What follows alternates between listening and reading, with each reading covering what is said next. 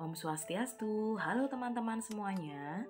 Ketemu lagi dengan Bu Dian dari SMP Negeri 10 Denpasar. Hari ini Ibu akan melanjutkan materi mengenai sistem reproduksi manusia. Kita tahu sendiri tidak hanya hewan dan tumbuhan ya dapat bereproduksi, manusia pun dapat bereproduksi.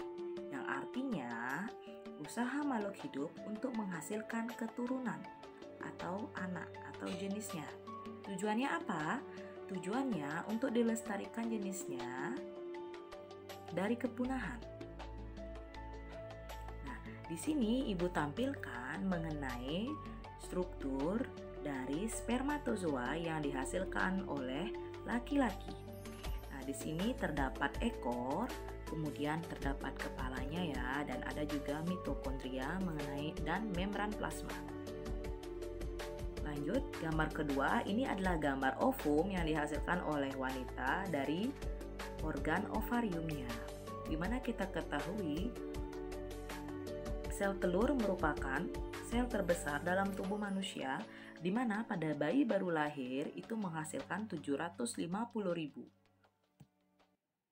Nah, di sini bisa diperhatikan mengenai gambar dari organ reproduksi pada laki-laki dan gambar organ reproduksi pada perempuan.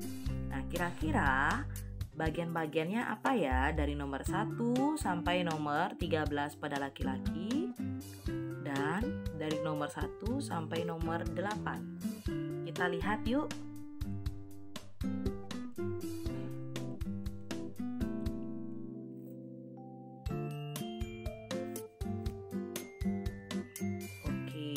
Dalam bentuk bahasa Inggris ya, bisa diterjemahkan nanti.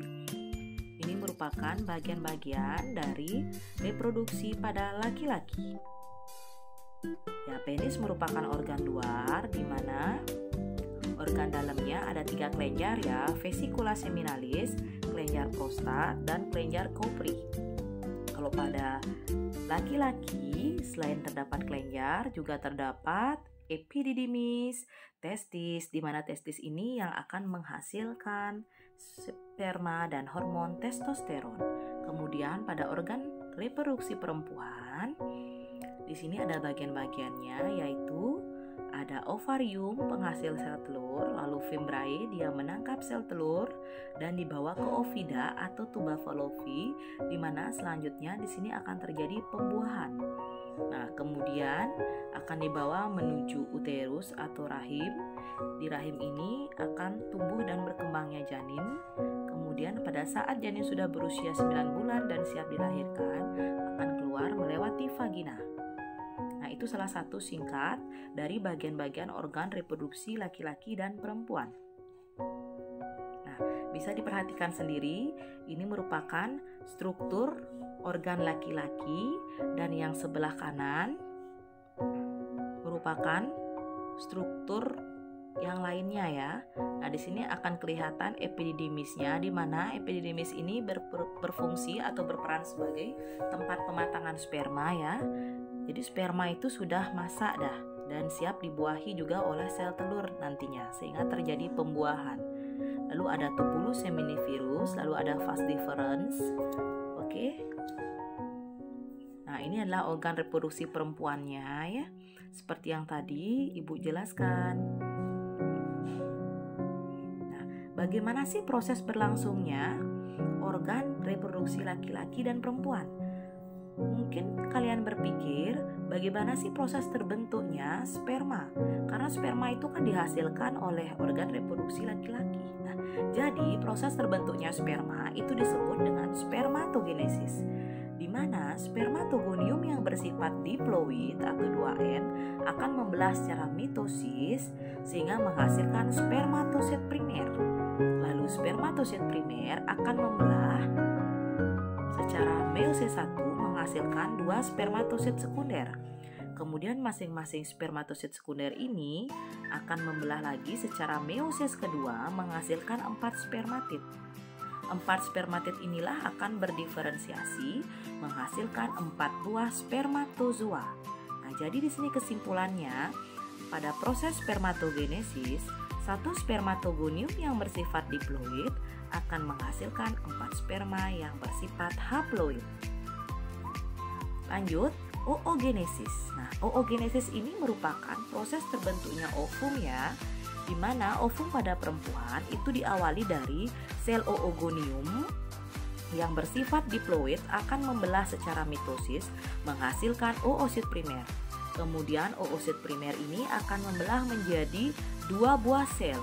Sel besar yang disebut dengan oosit sekunder dan sel kecil yang disebut dengan badan kutub primer. Di mana oosit sekunder ini akan membelah lagi secara meiosis kedua menghasilkan ootit dan menghasilkan badan kutub sekunder. Di mana badan kutub primer ini akan membelah menjadi 2 badan kutub sekunder yang bersifat haploid. Jadi total badan kutub sekundernya itu ada 3 ya.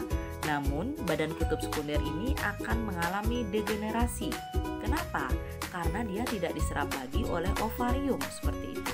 Sedangkan hanya sel ootit aja yang berkembang menjadi satu ovum dan bisa dirangsang pada saat pembuahan ataupun fertilisasi. Begitu ya ceritanya ya terbentuknya ovum. Lalu proses yang berlangsung di organ reproduksi laki-laki dan perempuan itu apa? Kita ketahui pada wanita itu mengalami menstruasi. Menstruasi itu apa sih? Nah, jadi menstruasi itu merupakan proses peluruhan dinding endometrium akibat sel telur yang sudah masak itu tidak dibuahi oleh sel sperma sehingga pecah dan meluruh lalu keluar menjadi darah seperti itu. Di mana siklus menstruasi itu berlangsung rata-rata selama 28 hari. Nah, lalu proses yang berlangsung pada organ laki-laki dan perempuan bagaimana nantinya? Nah, itu ada yang disebut dengan fertilisasi. Perhatikan gambarnya. Nah, jadi ovarium itu akan menghasilkan sel telur. Pada saat sel spermanya itu membuahi, akan terjadi pembuahan di ovida atau tuba Fallopi, kemudian akan melewati yang namanya rahim atau uterus. Nah, lanjut lagi setelah kita belajar ya mengenai organ-organ reproduksi pada pria dan wanita beserta proses berlangsungnya, adapun kesehatan organ reproduksi manusianya, di mana ada penyakit yang kita ketahui. Yang pertama ada keputihan, lalu ada gonore atau kencing nanah, yang ketiga ada sifilis. Kemudian dapat dilihat keputihan itu disebabkan oleh jamur chlamydia. Pencegahannya juga harus menjaga yang namanya kelembaban alat kelamin. Lanjut di gonore itu disebabkan karena bakteri Neisseria gonorrhoeae, di mana pencegahannya dengan menghindari yang namanya kontak seksual dengan si penderita. Lalu yang ketiga itu adalah sifilis atau rajasima yang disebabkan oleh bakteri Treponema pallidum.